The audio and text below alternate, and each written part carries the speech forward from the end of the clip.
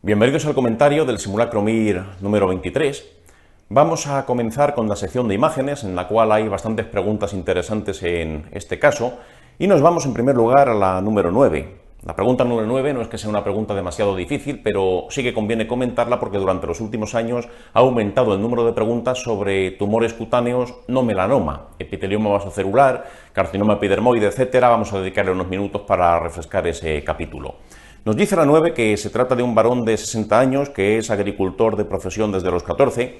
Recordemos también esto, ese tipo de tumores, los no melanoma, epidermoide, vasocelular, se deben más bien a la fotoexposición crónica. Un trabajador al aire libre, como puede ser un agricultor, a diferencia de los melanomas que tienen que ver con la fotoexposición intermitente y con quemaduras, típica quemadura en verano, sobre todo en los primeros años de la vida. Eso sería lo que más predispone a melanoma, fotoexposición crónica, como en este paciente, a los otros tumores que hemos dicho.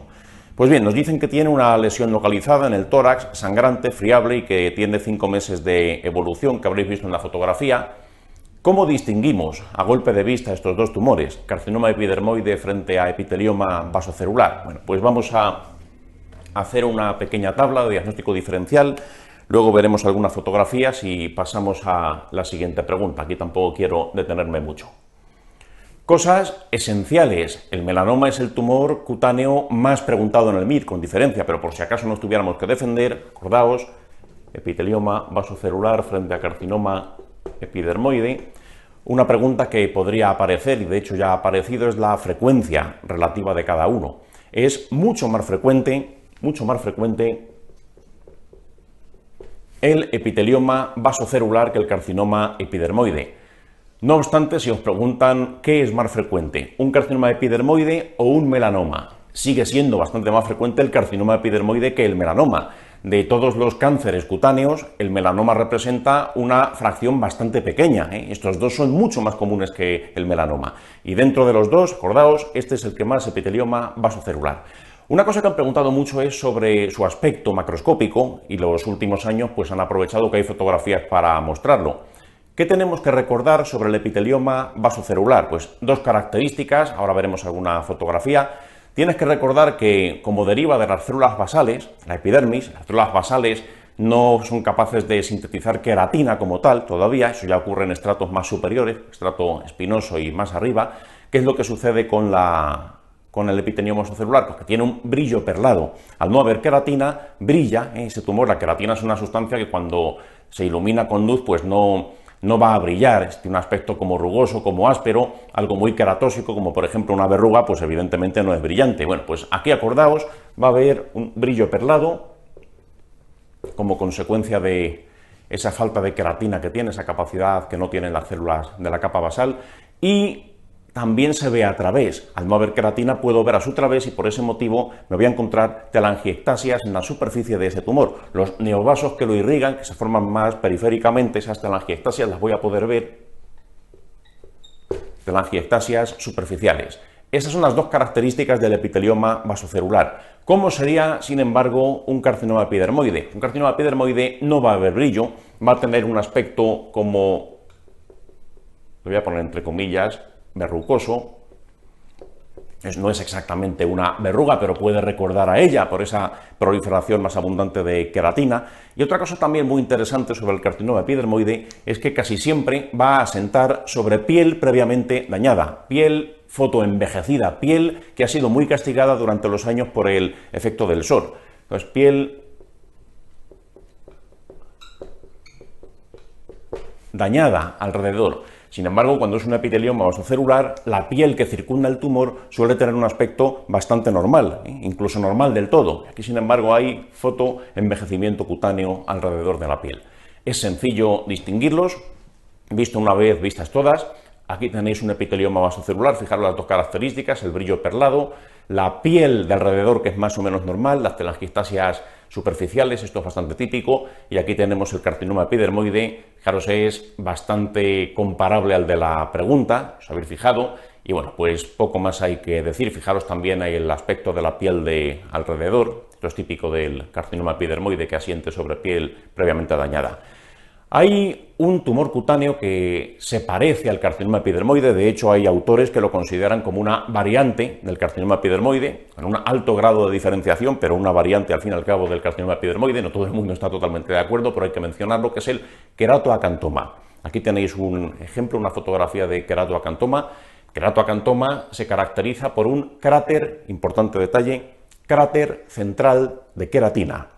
Cráter central de queratina. Siempre que ha aparecido en el MIR lo han descrito de esa manera en la sección del enunciado. Fotografía pues es bastante típico también. Cráter central de queratina, queratoacantoma, y los factores de riesgo pues lo mismo, fotoexposición, va a ser gente más bien mayor, etcétera.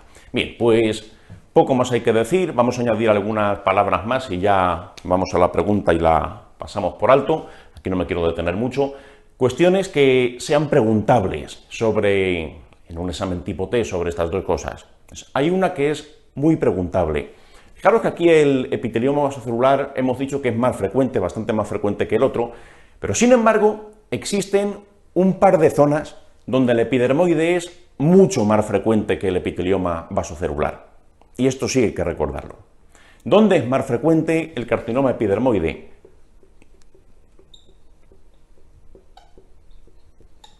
En el dorso de las manos. En el dorso de las manos es muy raro encontrarte un epitelioma vasocelular, eso se ve muy poco, y sin embargo un epidermoide es bastante común. Y otra zona donde no vas a encontrar directamente, no es posible encontrarte un epitelioma vasocelular, y sí es posible encontrarte un epidermoide, mucosas o semimucosas, como ocurre en el caso del labio. Acordaos de eso, mucosas, semimucosas, eso debe sonaros a epidermoide. De hecho, ejemplos conocéis muchísimos por otras asignaturas, no necesariamente dermatología. ¿Qué ocurre a nivel del esófago? Hay carcinomas epidermoides de esófago, no son los únicos, pero ahí están. Hay carcinomas epidermoides en mucosa oral, hay carcinomas epidermoides que asientan en mucosa bronquial. Primero hace falta una metaplasia escamosa, pero después se convierten con el tiempo en epidermoides. Hay muchos tumores epidermoides en otras partes del organismo. Mucosas, no solamente a nivel de labio, etcétera, también en otros órganos puedes encontrártelos, epidermoides. Sin embargo, el epitelioma vasocelular, eso aparece en piel y nada más que en piel. No hay epitelioma vasocelular de pulmón, ni de cuerdas vocales. Bien, pues ahí tenemos. Con esto nos quedamos y vamos a la pregunta. Nos dicen que ¿cuál es la incorrecta? Dicen, los tumores de esta estirpe pueden aparecer en mucosas. Eso es verdad, acordaos, también en el labio, típicamente el labio inferior, es un sitio que puede asentar un carcinoma epidermoide, epiteliomas no. Después nos dice que se recomienda biopsiar las úlceras crónicas que no remitan a tratamiento porque pueden ser este tipo de tumor cutáneo. Eso es cierto, tanto uno como otro pueden tener una morfología ulcerada, eso está descrito como tal, es una posible forma de presentación, y hay veces que aparentes úlceras en la piel realmente corresponden a un carcinoma epidermoide, la 2 es cierta. La 3 dice que si no se respeta la membrana basal se podría tratar con imiquimod tópico. Esto es mentira. Cuidado con este detalle. ¿Qué es el imiquimod tópico? Si aquí tenemos piel, esto es epidermis y esto es dermis, y ambas separadas por la membrana basal, ¿qué es lo que hace el imiquimod? El imiquimod es una crema, se aplica tópicamente. Si aquí tenemos, por ejemplo, pues un tumor cutáneo, ahora veremos en qué caso se puede aplicar. Este es el tumor, ponemos aquí imiquimod. El imiquimod lo que hace es atraer a las células del sistema inmune, van a acudir a ese foco, van a reconocer que ahí hay células raras, células que son malignas, y lo van a eliminar. Va a ser poner tu propia inmunidad al servicio de la eliminación de ese tumor. De hecho, es lo que haría la inmunidad de forma natural. Nuestra defensa natural frente a los tumores es el sistema inmune. Pues lo que hace el imiquimod es inmunoestimular. Eso es lo que produciría. Pero claro, para que el imiquimod sea eficaz, como es una crema, tiene que ser posible aplicarlo tópicamente y que alcance un nivel de penetración suficiente. Y claro, ¿qué es lo que pasa? Si los tumores sobrepasan la membrana basal, lógicamente el imiquimod no va a llegar y no va a tener sentido su aplicación. Tienen que estar por encima de la membrana basal para que esto tenga sentido. ¿Dónde puedo aplicar imiquimod? Pues, por ejemplo, epitelioma vasocelular superficial, ahí podría ser una indicación. O un Bowen, que es un carcinoma epidermoide, pero que está todavía por encima de la membrana basal. Ahí también podría tener sentido. Ese tipo de patologías consienten el uso con imiquimod. Pero claro, si te dicen expresamente que hay una infiltración más allá de la membrana basal, es decir, está llegando a dermis, ahí no hay imiquimod que valga, ¿eh? Por ese motivo, lo que dice la opción número 3, pues sería falso. Si pasa la membrana, pues obviamente no podrías dar imiquimod. Ya tendrías que recurrir a algo más agresivo. Bueno, por eso la 3 es la que miente. Nos dicen además que es más frecuente en pacientes sometidos a trasplante de progenitores hematopoyéticos. Bueno, vamos a ver lo que dice la 4. Es cierto, pero no os quedéis solo con eso. Es más frecuente en personas inmunosuprimidas. En general, hemos dicho que la inmunidad es quien te defiende de forma natural frente a los tumores. ¿Y qué sucede? Pues si yo estoy inmunosuprimido porque soy un trasplantado medular, o porque soy un trasplantado renal, o porque tengo VIH, o porque tengo una enfermedad autoinmune que me obliga a tomar ciclosporina. En fin, cosas de esas, a largo plazo, hacen que el carcinoma epidermoide pues, sea más frecuente. Eso es cierto, ¿eh? No os quedéis solamente con eso de los progenitores hematopoyéticos. Es inmunosupresión globalmente considerada. Así que, bueno, pues la falsa, la incorrecta, la solución de la pregunta sería la 3, ya para añadir un par de detalles más que son muy conocidos, pero por si acaso, a esta tabla recordemos la capacidad o incapacidad de cada uno de dar metástasis. El vaso celular, no es capaz de producir metástasis, sin embargo, el carcinoma epidermoide sí tiene esa capacidad de dar metástasis. No es algo tampoco muy habitual, ¿eh? No suele dar metástasis a distancia. Linfáticas, ganglionares, sí que es algo más frecuente, pero en general acordaos, no, y por ser es capaz, aunque ya digo que no es lo habitual, no es tan terrorífico como un carcinoma epidermoide de pulmón o un epidermoide de esófago, que eso disemina mucho más rápido. El cutáneo, aunque lo puede hacer, no es tan frecuente como en otros. Bueno, pues nada más con respecto a este tema. Pasamos a continuación a la pregunta número 11, una pregunta sobre un electrocardiograma que tiene bastante interés porque es un fenómeno muy fotografiable y que, bueno, pues hasta ahora en el MIR no he preguntado, pero que podría aparecer en cualquier momento. Pues bien, nos dice la número 11. Tenemos una mujer de 67 años que es hipertensa, que es diabética y, atención, esto es muy importante, si no, no lo dirían, tiene un cáncer de mama. Hace 3 años se hizo tumorectomía, radioterapia, hormonoterapia, y actualmente pues parece que no hay signos de enfermedad. Bien, nos cuentan que viene con malestar general, con mareo, hay un electro que después vamos a comentar y te dicen, muy importante este detalle, que está hipotensa y que hay signos de hipoperfusión periférica. Bueno, 3 años ha estado sin evidencia de enfermedad, pero ¿esto a qué podría corresponder? Con el paso del tiempo, determinados tumores pueden producir metástasis en pericardio, producir un derrame, y si el derrame es suficientemente importante o se instaura de una manera muy súbita, muy rápida, podría llegar a producir un taponamiento cardíaco.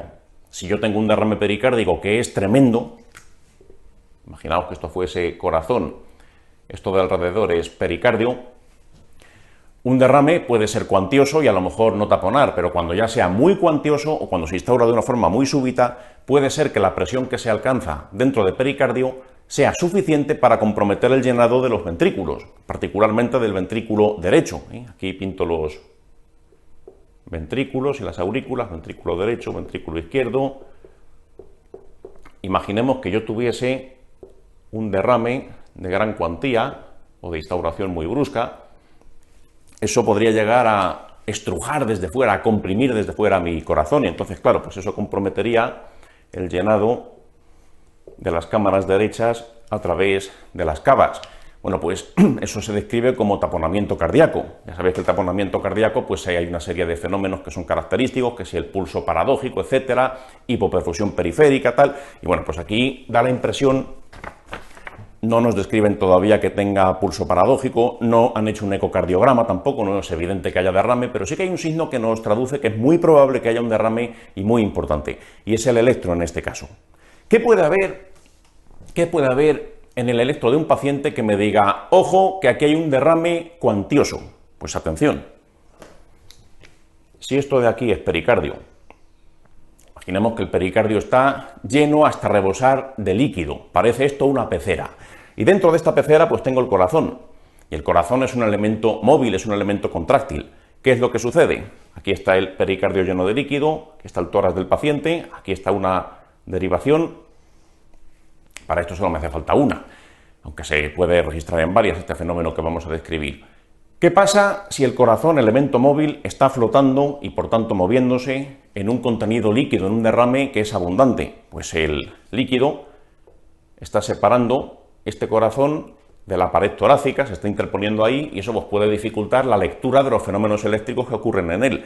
Por ese motivo, cuando yo hago un electro me puedo encontrar con lo siguiente. A lo mejor un QRS me lo encuentro con un voltaje determinado, pues así de alto. Y el siguiente latido, pues resulta que el corazón se está moviendo constantemente, pues el siguiente latido está más lejos de la derivación, se ha metido más líquido entre medio y se ha ido hacia atrás. Pues a lo mejor el siguiente latido, el QRS, pues me lo encuentro como más atenuado, como más pequeñito, como con menos voltaje. Siguiente latido, resulta que el corazón vuelve a estar más cerca de mi derivación. Pues el QRS, como se verá, pues más alto otra vez. Y el siguiente, pues está más lejos. Entonces, esta fluctuación del voltaje del QRS es lo que se llama alternancia eléctrica. Alternancia eléctrica. Importante, ¿qué traduce? ¿Qué traduce encontrarte una alternancia eléctrica en un electrocardiograma? Cuidado, no traduce obligatoriamente taponamiento cardíaco. No es obligatorio que haya taponamiento cardíaco. Lo que sí que es obligatorio, esto lo vas a tener seguro, es un importante derrame pericárdico. Digo que no es obligatorio que haya taponamiento porque a lo mejor hay pacientes que tienen un importante derrame, pero todavía no están taponados. Si el derrame es muy grande, pero no ha aumentado lo suficiente la presión en el pericardio, pues a lo mejor no me llega a comprimir los ventrículos y no compromete el llenado. Entonces, traduce eso, abundancia de líquido en el pericardio, alrededor del corazón. Si hay taponamiento o no, ya es otra cuestión. ¿Cómo sé si hay taponamiento o no hay taponamiento? Pues nada, muy sencillo. Un derrame tremendamente abundante, que además hay repercusión hemodinámica, es decir, me estoy hipotensando, se me está ingurgitando la yugular, tengo pulso paradójico, esos fenómenos lo que traducen es una dificultad para el llenado de las cámaras derechas. Entonces, en ese caso sí que podríamos hablar de taponamiento. Pero hay gente que tiene simplemente pues, un gran derrame, que está ahí, mucho líquido en pericardio, pero se ha instaurado muy despacio, muy lentamente, por eso no hay presión suficiente en el pericardio, pues no llega a estar taponado. Lo que traduce la alternancia eléctrica es presencia de abundante derrame. Algunos estarán taponados y otros no. Bueno, pues aquí en este caso, fijaros la imagen de la pregunta, ahí hay una derivación donde se ve claramente esa alternancia eléctrica, fijaros cómo fluctúa el voltaje del QRS de un latido a otro, pues eso es lo que habría que haber visto aquí. Entonces, bueno, pues con los antecedentes que nos cuentan de la paciente, eso de que tuvo una neoplasia de mama hace 3 años, pues por desgracia, si te están contando eso, es para que la paciente tenga un motivo para tener un derrame pericárdico. ¿Qué es lo que tendrá? Pues posiblemente metástasis pericárdicas que han producido el derrame y por eso, por fijaros, la paciente ya empieza a estar hipotensa, tiene signos de hipoperfusión periférica, ya hay repercusión hemodinámica, posiblemente se esté taponando. Así que bueno, por eso aquí, ¿qué habría que sospechar? La respuesta correcta pues claramente sería la 4, un derrame pericárdico importante con compromiso de cavidades derechas. Por esa razón tengo esa dificultad para el llenado, tengo esa hipotensión, etc. Bueno, pues nada más. Espero que esto sí apareciese en un electrocardiograma y es un fenómeno que ya digo que es muy fotografiable. De hecho, se ha preguntado muchas veces en el MIR, la alternancia eléctrica. Pues vinculadlo mentalmente a todo el capítulo de grandes derrames, taponamientos en algunos casos, etc. Con un derrame de 4 gotas nadie tiene alternancia eléctrica, tiene que haber mucho líquido para que el corazón pueda moverse y producir ese fenómeno. Bien, dejamos entonces la pregunta 11 y nos vamos a continuación a la pregunta 12, una pregunta también de cardiología y que es bastante interesante.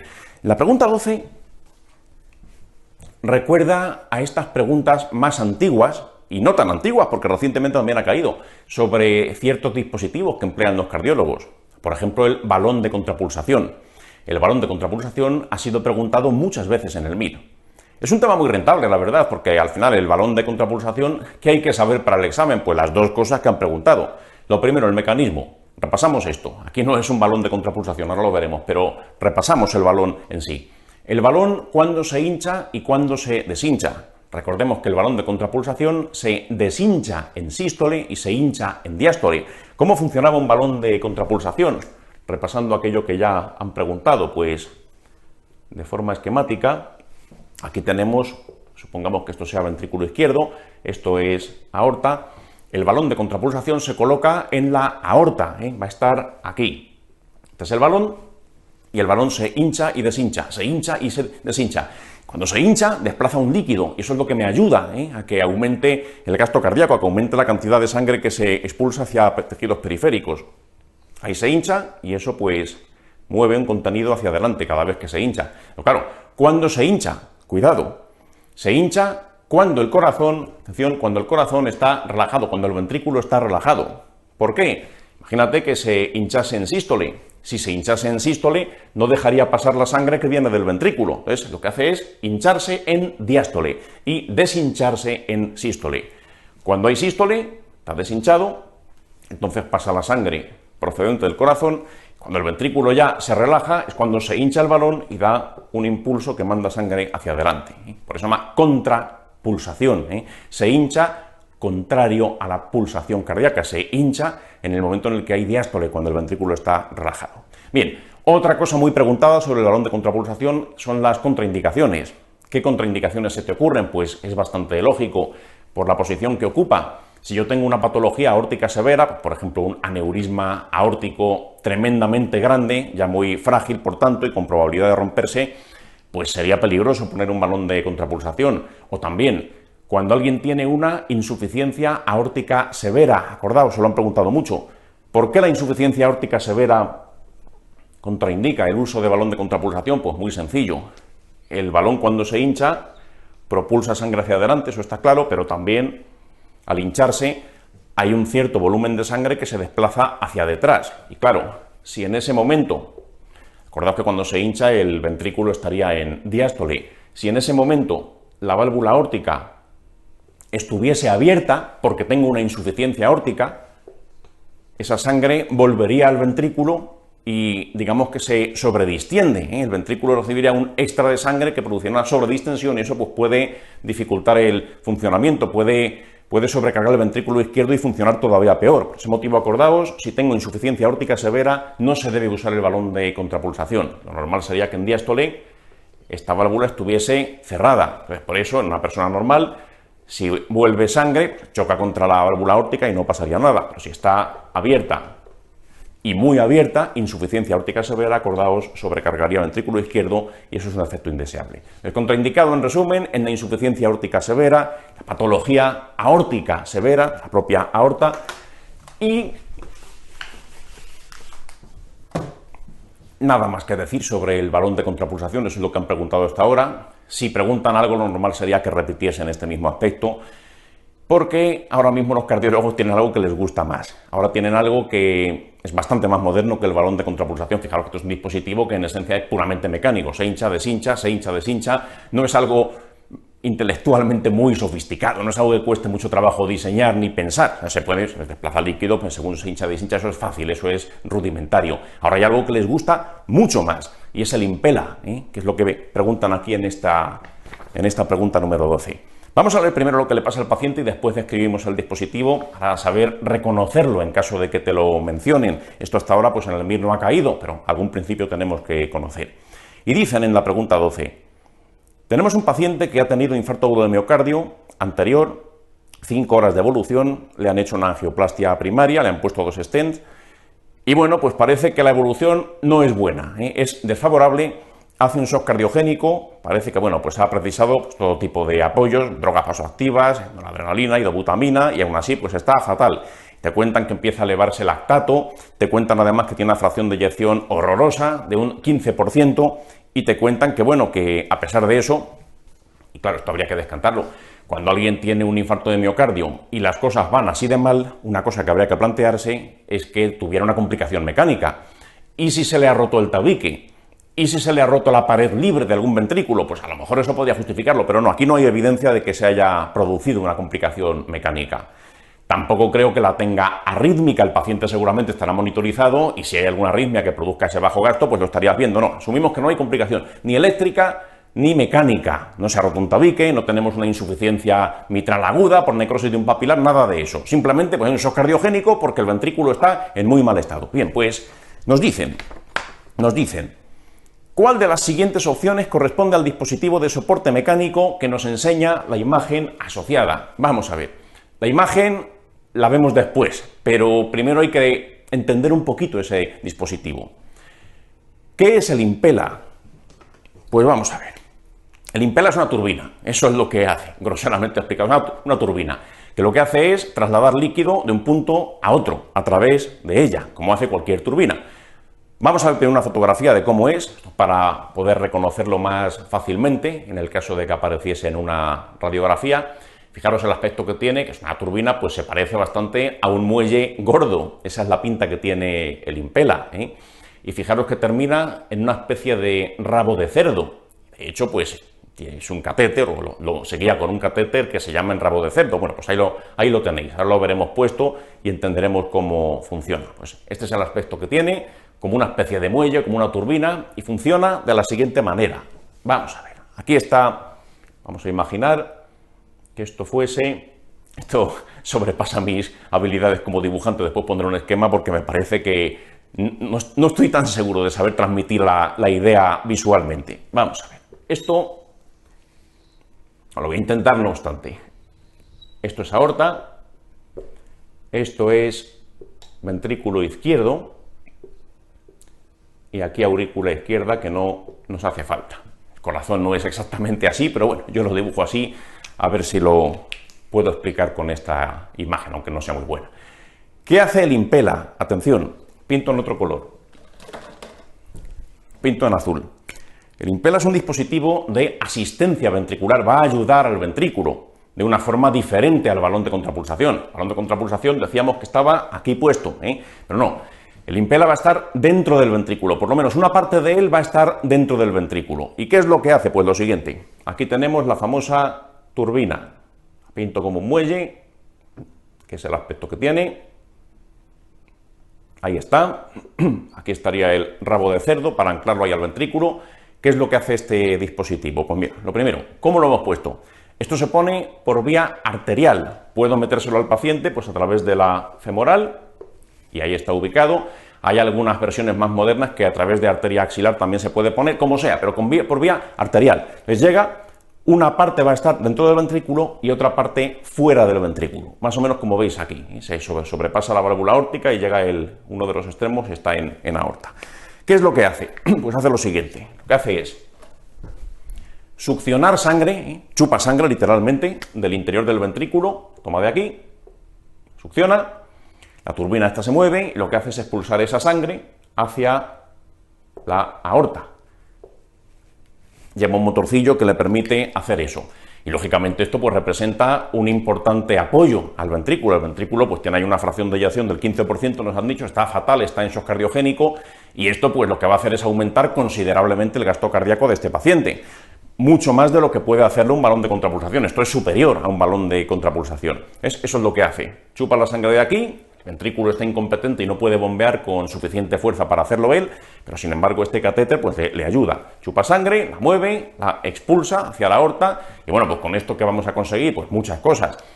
Mejor perfusión de los órganos a nivel periférico, el gasto cardíaco va a mejorar, la perfusión de las arterias coronarias va a mejorar también. Al movilizar sangre, pues ya que las coronarias están aquí inmediatamente a la salida del ventrículo, pues parte de la sangre que sale pues se va a meter por ahí. En fin, va a ser hemodinámicamente muy favorable el uso de este dispositivo. Acordaos, se coloca por vía arterial y bueno, pues aquí podéis ver un esquema de un dispositivo tipo Impela ya puesto, como parte está dentro del ventrículo, parte sale por la aorta y el cometido que tiene pues es el que hemos dicho. Así que bueno, pues ya viendo la imagen de la pregunta, fijaros que se reconoce bastante bien cuando lo has visto primero. Si lo has visto primero, qué pinta tiene este catéter, este dispositivo, qué aspecto tiene cuando está puesto en un esquema, pues ya es más fácil que lo veas en una fotografía. Algo que os recuerde, una especie de muelle bastante gordo con un rabo de cerdo tal que esté dentro del ventrículo. Si te cuentan del paciente algo, pues te van a decir que está en un shock cardiogénico, fracción de eyección muy pobre, tal, pues lleva puesto un Impela y fin de la historia. Vamos a ver la pregunta, porque claro, esto cuando te lo cuentan, pues es bastante obvio una vez que ya lo has visto. Imagínate que estuvieses en el examen MIR. Pues en el examen MIR te hubieras tenido que defender como pudieses en caso de no conocer esta teoría que necesitabas. Pues veamos las opciones. Dicen las opciones: ¿cuál de las siguientes corresponde al dispositivo de soporte mecánico utilizado que se muestra en la imagen asociada? Bien, vamos a ver opción por opción, a ver qué hubiéramos podido hacer en caso de no saber. Y fijaros aquí, la número 4 dice: ninguno de los anteriores, lo que tiene el paciente es solamente un catéter de Swan-Ganz y no existe ningún dispositivo de soporte. Lo de la 4 parece que es un relleno, tal como está redactada. Ninguno de ellos parece que no tiene nada o que solo tiene un Swan-Ganz. Cuidado, hay que leer muy bien el enunciado. Aunque no sepas lo que tiene puesto, dice: ¿cuál corresponde al dispositivo de soporte mecánico? Dispositivo de soporte mecánico. Dispositivo de soporte mecánico sería, por ejemplo, un balón de contrapulsación. Eso es un soporte mecánico, se hincha y deshincha y así impulsa líquido. O esto de aquí también es un soporte mecánico. Pero cuidado lo que dice la 4, que es un Swan-Ganz. Eso es un catéter que sirve ¿para qué? Para medir la presión de enclavamiento en los capilares pulmonares. Eso no es un dispositivo de soporte mecánico, es un dispositivo que sirve para medir una presión muy puntual. ¿A qué correspondía la presión capilar pulmonar? Corresponde con la presión que existe en ese momento en aurícula izquierda. Acordaos de eso, se lo han preguntado en alguna ocasión. Ahora revisaremos un poquito esto de la presión capilar pulmonar, etcétera. Pero no es un dispositivo de soporte mecánico, sino de medición de presiones, ya está. Por eso la 4, tal como está redactada, pues no sería muy planteable. Sí que es verdad que si ves la imagen, la foto de la pregunta, hay una especie de cable que pasa por ahí con una flecha azul que corresponde a un catéter de esos, pero da igual, no tendrías que verlo marcado, aunque lo tiene puesto, pone solo tiene eso, y te están preguntando dispositivo de soporte mecánico, y eso no lo es, este catéter. Luego está la 3, dice un ECMO, oxigenador de membrana periférico femoral. Si quisieran que fuese la 3, difícilmente te van a poner una radiografía como la que habéis visto ahí. Lo que tienes que recordar es que el ECMO va a tener un acceso arterial y un acceso venoso. Venoso puede ser, por ejemplo, en subclavia, y arterial, pues a lo mejor en la femoral. Ahí no te van a poner una radiografía. Ahí te pondrían a lo mejor una foto del paciente, tomada desde lejos, para que veas que tiene pues dos accesos vasculares, uno arterial y otro subclavio, venoso, en cualquier caso. Y eso pues no es lo que se ve aquí, ¿eh? Serían dos tubos, uno en arteria, otro en vena. Y lógicamente la sangre entre ellos pues pasaría por un dispositivo externo que va a colaborar con su oxigenación, pero no es lo que se ve aquí, ni mucho menos. Aquí la duda a lo mejor la podrías tener con la opción número 1, balón de contrapulsación, pero no. Una vez visto la pinta que tiene, aspecto de turbina, el rabo de cerdo, tal, a partir de ahora, siempre que salga un impeller en una foto, lo sabrías reconocer porque es bastante característico. Así que bueno, la 2 sería... Vamos a ver eso del Swan-Ganz. Esto le voy a dedicar un par de minutos nada más, solamente pues refrescarlo por si alguien no tiene clara esa parte que es un tanto abstracta. Vamos a ver, pintamos las cámaras cardíacas, aurícula derecha, ventrículo derecho, y aquí sale la arteria pulmonar. Arterias pulmonares, antes de esto, ya sabéis, cavas, arterias pulmonares, luego van a bifurcarse hasta ya dar capilares pulmonares, luego ya esos capilares pulmonares confluyen, venas pulmonares, aurícula izquierda, ventrículo izquierdo y después pues aorta. Bueno, vamos a ver. ¿Cómo puedo yo, atención a esta pregunta, cómo puedo yo hacerme una idea de la presión que existe en aurícula derecha? ¿Cómo se puede medir la presión que alguien tiene en aurícula derecha? De forma sencilla. Mirando yugulares. ¿Eso por qué? Entre la yugular y la cava descendente y la aurícula derecha, ¿cómo se llama la válvula que la separa? ¿Cómo se llama la válvula que separa cava de aurícula derecha? No hay tal válvula, no existe tal válvula. Hay una comunicación, una conexión directa. Las cavas desembocan directamente en la aurícula derecha sin separación de ninguna válvula. Por eso la presión va a ser muy parecida, lo que haya aquí, justo inmediatamente arriba, y la aurícula derecha. La presión que veas en la yugular va a ser la misma presión que tengamos en la aurícula derecha. Entonces, por eso, si yo quiero ver cómo está la presión aquí, pues no hace falta ningún instrumento especialmente sofisticado, basta mirar la yugular del paciente, esté convenientemente tumbado, inclinado, tal, y voy a encontrarme, si está muy ingurgitada la yugular, eso traduce un aumento de la presión aurícula derecha, eso es lo que implica una incrustación yugular, por eso una insuficiencia cardíaca derecha, pues la yugular está hasta arriba, está aumentada esa presión. Pues bueno, esta sería esta. Pues igual. Bien, me planteo, ¿cómo podría yo medir la presión de un paciente en aurícula izquierda? Claro, lo equivalente sería, si para ver la presión en aurícula derecha tengo que ver la yugular, para ver la presión en aurícula izquierda, que tendría que ver las venas que están desembocando en la aurícula izquierda, pero es que son venas pulmonares, eso no se ve a simple vista. Y justo antes de las venas pulmonares están los capilares pulmonares. Bueno, pues esto, cuidado, la presión de aquí, en teoría, sería la misma que aquí. Porque entre aurícula izquierda y venas pulmonares y capilares pulmonares, pues ahí no tienes una válvula que los separe, no tienes nada que modifique la presión respecto a este punto, respecto a este. Sería la misma en teoría, pero claro, tengo que ser capaz de medirlo. ¿Cómo se mide? Pues para medir la presión en capilares pulmonares, que correspondería con la aurícula izquierda, lo que habría que meter es un catéter por vía venosa, atravesaría aurícula derecha, ventrículo derecho, pasa por las pulmonares hasta que llega aquí. Y se enclava, llega un momento en el que se enclava en capilares pulmonares, ya no progresa más allá porque ya son demasiado finos para que progrese ningún catéter, y ese punto donde se enclava es presión capilar pulmonar, también conocida como presión de enclavamiento. Bueno, pues eso es lo que se mide con el catéter de Swan-Ganz. Puede medir otras cosas a su paso. El catéter también pasa por aquí, puede medir también la presión en la arteria pulmonar, pero acordaos, es ahí en ese punto donde termina esa medición, presión capilar pulmonar corresponde con la presión en la aurícula izquierda. Bueno, pues eso es lo que hace. ¿Eso qué aplicación o qué utilidad puede tener? Pues en el caso de que un paciente, como el de la pregunta, tenga un infarto agudo de miocardio, monitorizar esto sería equivalente a monitorizar la presión en aurícula izquierda. Puede ser que la presión en aurícula izquierda aumente. ¿Por qué? Porque si el ventrículo izquierdo está fracasando, va a haber sangre que se va a remansar en la cámara inmediatamente anterior, en la aurícula izquierda, y eso es medible con un Swan-Ganz. Por eso el paciente pues tiene sentido que lo tenga puesto.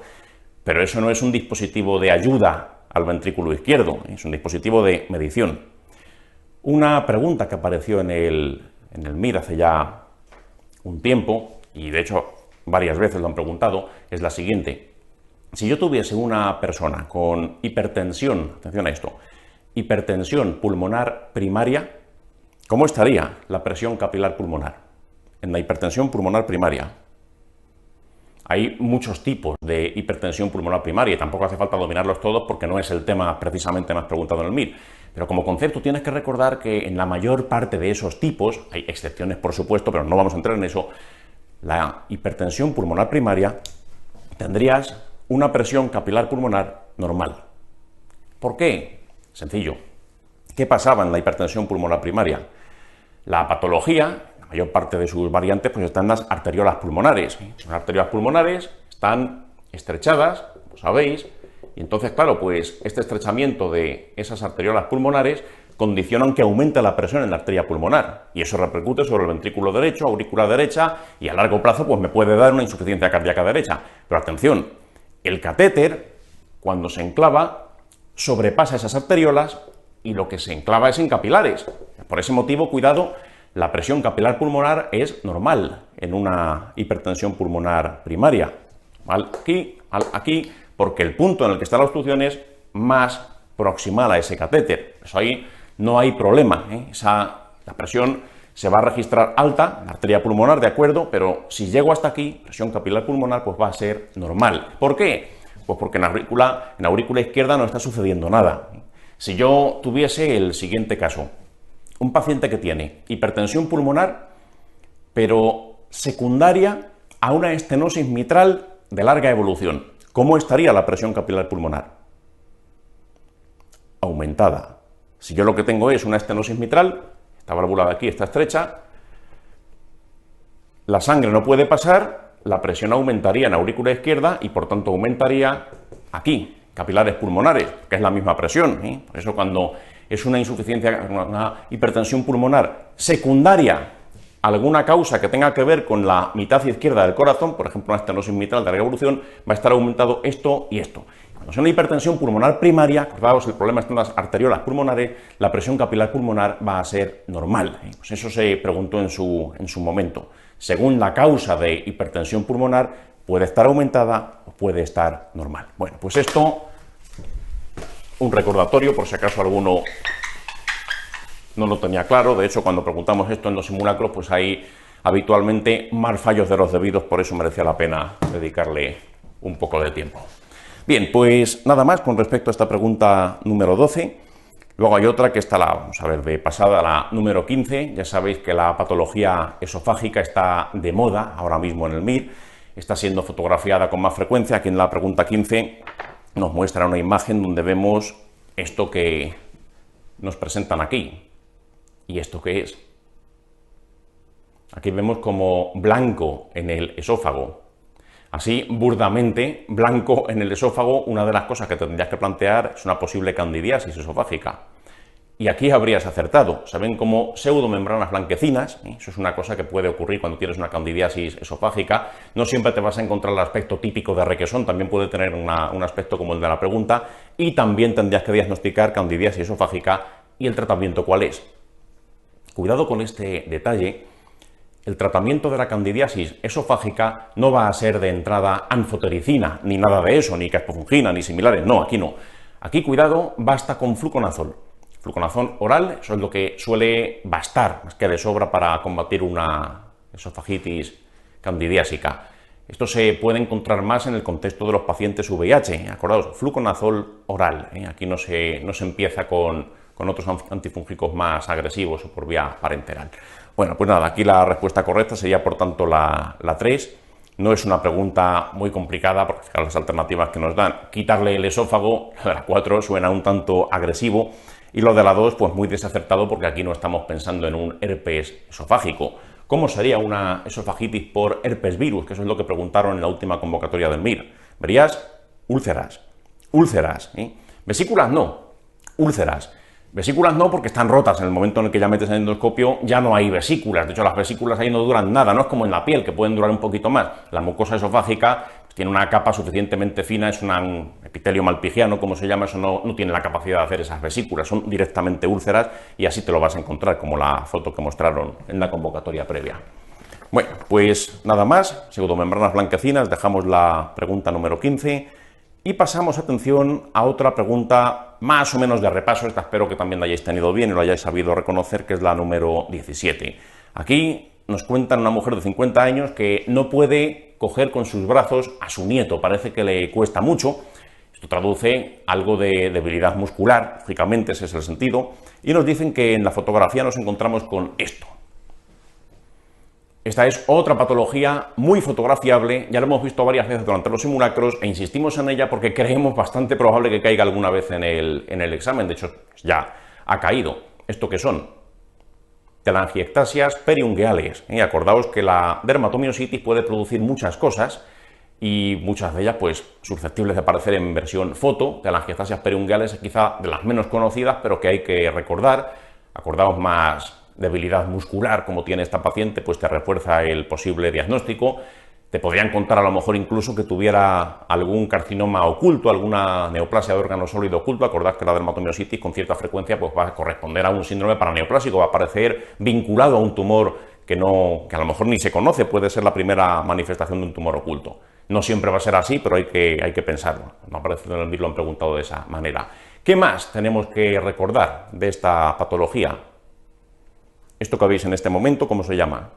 Las pápulas de Gotrón, patognomónicas, al menos en teoría, de la dermatomiositis. Acordaos, en la zona de los nudillos, es donde suelen aparecer. Y otra cosa que también es muy típica es esto que veis en este instante, que es el eritema heliotropo. Ese tono como eritemato violáceo en ambos párpados, etcétera, pues ahí lo tienes. Eso sería algo inconfundible. Esto en el MIR, si te lo preguntan, sería tal cual. De hecho, ya ha caído muy parecido.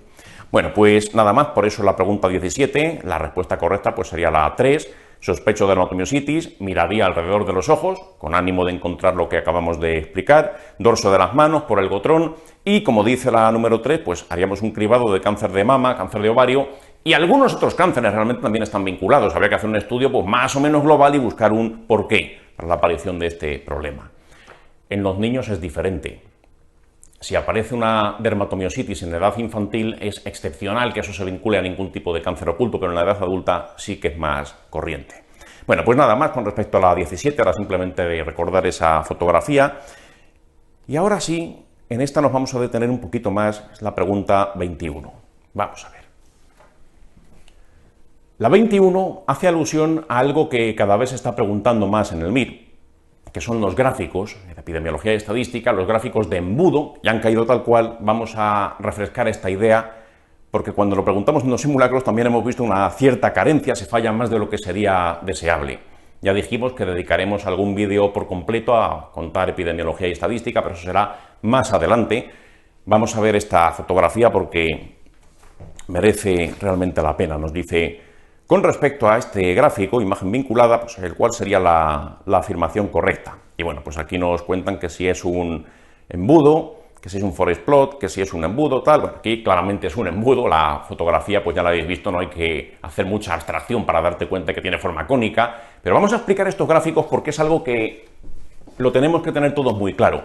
Los metaanálisis cada vez se preguntan más en el examen, bajo diferentes perspectivas, incluso como gráfico pues podría caer, así que vamos a explicarlos un poquito. Veamos. Desde el punto de vista de la evidencia científica, acordaos que os ha preguntado también, ¿cuál es el estudio que está por encima de todos los demás estudios? El ensayo clínico aleatorio. Cuidado, he dicho el estudio. ¿Qué es un metaanálisis? Un metaanálisis es una combinación estadística de múltiples estudios. Muchos ensayos clínicos aleatorios, juntos, ponderados, mezclando sus resultados y obteniendo la conclusión final común, pues eso ya sería un metaanálisis. Pues te toma por el estudio individual, ensayo clínico aleatorio. Bien, pues por encima de eso, ¿qué sería o qué estaría? Muchos o múltiples ensayos clínicos aleatorios. Si yo tomo muchos ensayos clínicos aleatorios con un diseño similar, con un objetivo similar, pues puede ser que al combinarlos todos, digamos que obtenga pues una mayor precisión. Si un estudio tiene 100, otro tiene 100 y otro tiene 500, la suma de toda la gente que participa pues es más que por separado. Entonces va a aumentar mi precisión en ese sentido. Pero aún así mucho cuidado, que es lo que tienes que tener en cuenta. ¿Qué problema tienen los metaanálisis? Y este es un aspecto que se ha preguntado bastante. ¿Son diseños perfectos y por tanto exentos de tener algún tipo de sesgo? Que cuanto más arriba estamos en la pirámide de evidencia científica, pues más protegidos de los sesgos estamos y de esos problemas, pero ¿te protegen totalmente un metaanálisis? Siempre cabe la posibilidad de que haya algún problema. ¿Qué problema puede haber? Que es un problema al cual el metaanálisis es especialmente vulnerable, es un sesgo que es típico de los metaanálisis, o un posible sesgo. Y es el sesgo de publicación. Sesgo de publicación. Para hacer un metaanálisis, ¿qué necesito? Varios ensayos clínicos que tendrán que tener pues, una serie de características para que yo pueda integrar sus datos y promediarlos estadísticamente y darte una conclusión final, etc. Necesito varios ensayos clínicos. Y para que yo acceda a esos ensayos clínicos, ¿qué tiene que pasar? Tienen que haber sido publicados. Claro, yo en las revistas médicas puedo tener acceso a lo que ha sido publicado, pero ¿y a lo que no? Y esto hay que pensarlo. Claro, vamos a ver, los laboratorios farmacéuticos, vamos al mundo real.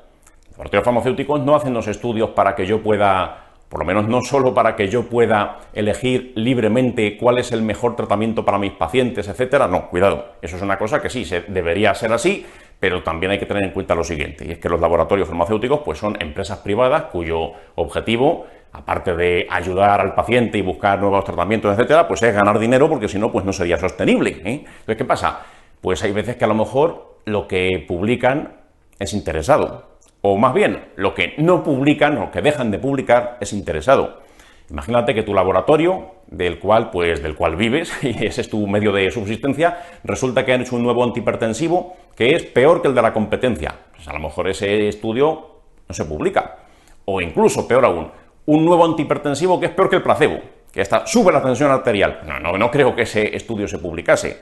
Hay cosas que no se van a publicar. Yo como laboratorio tengo control sobre los estudios que hago. A lo mejor también tengo control sobre aquello que me interesa publicar y sacar adelante y lo que no, etcétera. Entonces, por eso, cuidado con los metaanálisis. Se constituyen a base de los estudios publicados, pero no de lo que por algún motivo no se ha publicado. Entonces, por ese motivo, pues puedo incurrir en ese sesgo de publicación. Solo tengo en cuenta aquello que ha visto la luz en las revistas médicas, pero lo que no ha llegado hasta ahí, no lo sé. y eso pues me puede artefactar los resultados. Puede ser que lo que se publique es lo que interesa publicar. Cuidado. Entonces, por eso vamos a hacer juntos un viaje. Vamos a viajar al país de las maravillas, el mundo ideal donde los laboratorios farmacéuticos y todo lo que hacen es bueno, virtuoso y santo y puro. Y todo lo que hacen está dirigido a que yo tenga una información total, completa y absoluta y perfecta de la realidad. Y yo, en base a todo lo que hacen, lo van a publicar todo, van a ser totalmente honestos en ese sentido, pues yo puedo tomar mi decisión libre sobre qué fármaco dar a mis pacientes en cada caso. Bueno, pues ese mundo ideal vamos a representarlo aquí gráficamente. Y un metaanálisis se puede representar de esta manera, mediante un gráfico de embudo, y va a ser especialmente útil para detectar esos sesgos de publicación. Y vamos a ver por qué. Estoy en el mundo ideal. Voy a representar en este eje un aspecto y en este eje otro aspecto.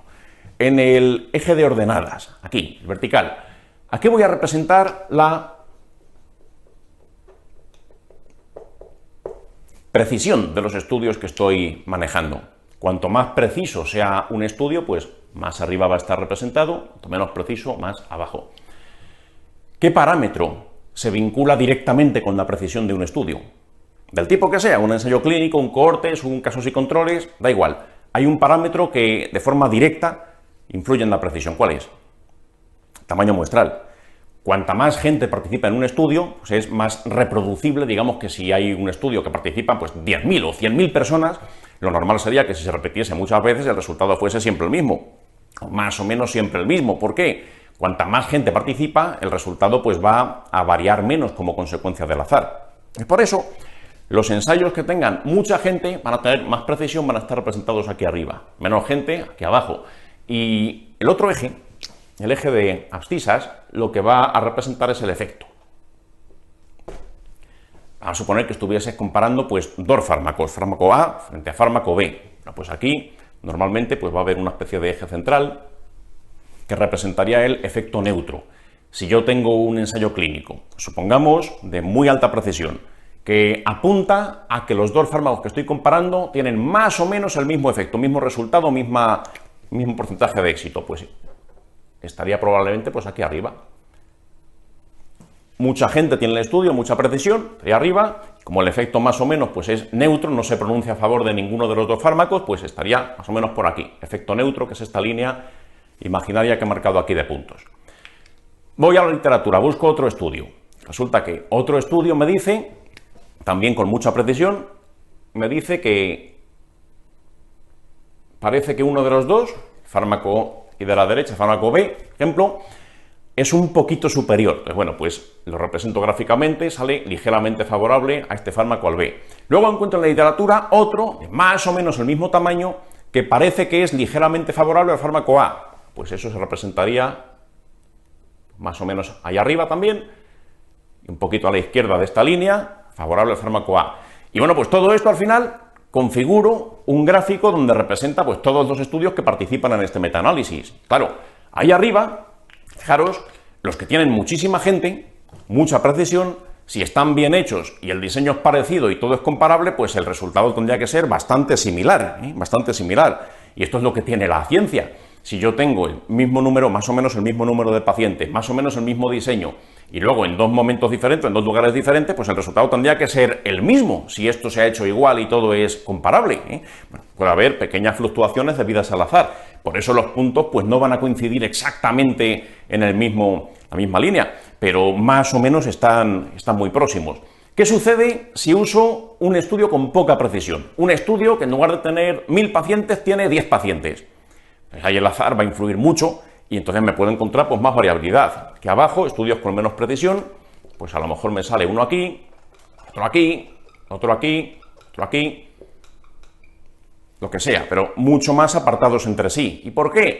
Porque al haber menos participantes, el azar influye mucho más y los resultados pueden apartarse mucho más entre sí. Y esto es pura matemática, esto es pura probabilidad, no tiene más. Entre medias, los estudios que tengan una precisión media, que tienen pues un tamaño medio de participantes, pues los resultados podrán apartarse, no tanto como los que tienen poca gente, pero desde luego va a ser más variable que los que sí tienen más gente. Entonces, si yo esto lo lleno con todos los estudios disponibles, más o menos me va a salir algo así. Y esto pues dicen que tiene forma de embudo. Puedes libremente ver un cono si te gusta más, pero bueno, se llama gráfico de embudo. ¿Qué le vamos a hacer? Bueno, pues esto sería el mundo ideal. Al final, el resultado promedio pues es el de la línea de puntos. Puede ser favorable a un fármaco, a otro, pero ese es el promedio aproximadamente. Y alrededor de ese promedio tendría que haber unas variaciones debidas al azar más o menos iguales a ambos lados de ese resultado promedio. Y esto es, insisto, pura probabilidad. Más gente participa, menos se apartan entre sí, menor gente, pues más se apartan entre sí. Pero imagínate que al hacer este gráfico yo me encuentro algo como esto. Aquí podemos ver 3 embudos. ¿De cuál te fiarías? Son 3 metaanálisis. ¿Cuál de los 3 os parece que inspira confianza? El único que inspira confianza es el de la izquierda del todo. Ese sí inspira confianza porque estoy viendo que el embudo es perfecto. Parece que los estudios que han participado en este metaanálisis configuran un embudo, que sería la figura teóricamente honrada, ¿eh? Sin embargo, fijaros el del medio. Eso es un embudo cojo, ahí falta una cola. El otro, menos cojo, pero también falta un trozo. Parece que hay resultados que han sido desplazados interesadamente. Cuidado. Si tú ves esto, un estudio como el de la izquierda, bien, eso es lo teórico, eso es lo esperable por azar. Cabe descartar razonablemente sesgo de publicación. Pero si me encuentro un embudo como los que veis en el centro o como el que veis a la derecha, esto parece que ha habido algún tipo de problema. Interesadamente, pues se han callado ciertos estudios. Entonces, fijaros, si yo lo hago, soy un laboratorio, no me gusta este resultado, pues no lo publico. Ni este tal, pues esto al representarlo gráficamente llama la atención, que me falta una de las colas de ese embudo. Cuando veáis un gráfico de esta manera, pues desconfiar. Eso habla de un posible sesgo de publicación. ¿Puedo protegerme de alguna manera? ¿Puedo obligar a los laboratorios a punta de pistola a que publiquen todo lo que hacen y que no sean interesados y que no sean pillos? Bueno, eso no lo puedo hacer, pero lo que sí que puedo hacer es una cosa. Y esto pues es también matemática pura. Esto lo hace un paquete estadístico. Eso ni tú ni yo vamos a saber nunca el procedimiento exacto, pero se puede hacer de la siguiente manera. Mi paquete estadístico, mis programas que yo utilizo para juzgar todo esto, pues me revelan un gráfico que le falta una cola. ¿Qué se puede hacer? Pues matemáticamente se puede simular la existencia de los estudios que faltan. Teóricamente se debería haber obtenido una figura de embudo, pero no se ha obtenido, por motivos probablemente interesados. ¿Qué es lo que se puede hacer? Pues mi paquete estadístico me simula la existencia de esta cola, no existe en la realidad, pero la simula como si existiese, y te da pues una conclusión final, a ver cómo se modificaría el resultado global de ese metaanálisis en caso de haberse publicado esos estudios que parece que faltan. Eso se puede hacer. Ya digo que esto ni lo han preguntado en el MIR, ni tienes que temer que lo pregunten, porque sería raro que llegasen a eso. Tienes que saber que existe esa posibilidad. Si falta una de las colas, hay métodos de hacer que no faltan. Hay métodos de ver si eso pues se podría... ¿Qué hubiera ocurrido en caso de publicarse esos estudios que parece que se han callado? Simplemente. Pero bueno, pues el concepto global de este tipo de gráficos es lo que nos exigen aquí en la pregunta 21. Nos dicen que cuál sería la afirmación correcta. Bueno, pues tal como dice la 1, pues es un gráfico de embudo, pero eso también lo dice la 3 y también lo dice la 4. La 2 no sería. Esto no es un gráfico de bosques, ni mucho menos, es completamente diferente. La 1 te dice que sí, que es un embudo y que eso permite observar la heterogeneidad entre los estudios incluidos en el metaanálisis. Eso es mentira. Cuidado. ¿Qué parámetro mirarías para valorar la posible heterogeneidad u homogeneidad, en su caso, de los estudios que participan? No confundamos la homogeneidad entre los estudios, o heterogeneidad entre los estudios, con el gráfico este de las colas, que no tiene nada que ver. La heterogeneidad entre los estudios lo que te está diciendo es lo distintos que son metodológicamente esos estudios que participan en cuanto al número de pacientes y otros parámetros, pero no es como estén con respecto a un gráfico, ni mucho menos. Si quieres valorar heterogeneidad, vas a ver un parámetro que se llama I cuadrado, y eso se ha preguntado en el MIR. Eso se ha preguntado en el MIR, lo que es I cuadrado, valora heterogeneidad, eso es muy importante recordarlo. Así que por eso la 4 es la que tiene razón. Es un gráfico de embudo y trata de detectar el sesgo de publicación, cuando los estudios publicados difieren de los no publicados, es decir, cuando falta una cola, porque tal, aquí tendría que haber estudios que no estoy viendo en el gráfico, pues posiblemente se los hayan callado. Eso es lo que está intentando revelar este tipo de gráfico. Así que bueno, pues nada, la 21 sería la 4. Importante hoy día saberte muy bien todo lo que tiene que ver con los metaanálisis. Inicialmente, hace ya varios años, preguntaron una primera pregunta que apareció en el MIR sobre metaanálisis, era ¿qué es un metaanálisis? Así de sencilla, combinación matemática o combinación estadística de estudios, tal. Ahora mismo ya las preguntas son mucho más elaboradas, mucho más elaboradas. Hay que saber lo que es un gráfico de embudos, un gráfico de bosques, lo que es el I cuadrado del tema de la heterogeneidad. Ese capítulo hay que sabérselo muy bien. Cuando llegue el momento, ya sé que es una de las partes de la preparación del MIR que a mucha gente le cuesta más y que es un poco ingrata. Haced un esfuerzo porque de todo lo que sea metaanálisis, ensayos clínicos, 2, 3 y hasta 4 preguntas del mismo tema caen todos los años. Así que bueno, vamos a borrarlo. Pasamos a la siguiente pregunta.